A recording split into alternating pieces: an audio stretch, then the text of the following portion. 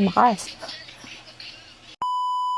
Kung naghanap kayo ng headset na napaka-handy at napakamura, for less than 100 pesos, makakabili na kayo ng ganitong item. So, before, nasa 500 plus.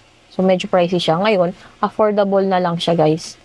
And malakas din siya and you can use it up to 2 hours po. So, kakabit nyo lang siya sa inyong tenga at isang piraso lamang po ito, ha.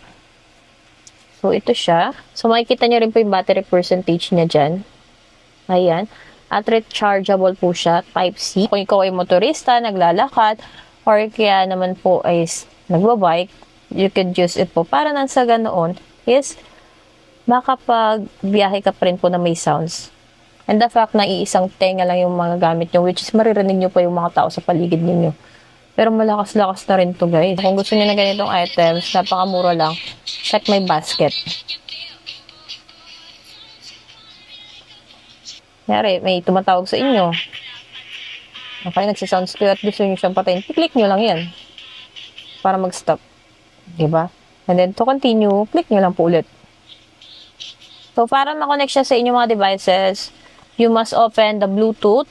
And then, sa Bluetooth, may makikita kayong BT. Ayan po yun. So, para makonect nyo po siya.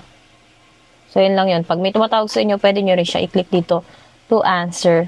At para makausap nyo rin po yung tumatawag sa inyo. Diba? Napaka-convenient ng inyong pagde-deliver or kaya ng inyong lalakad or ng inyong pagbibisikleta using this item. Napakamura lang niya, guys.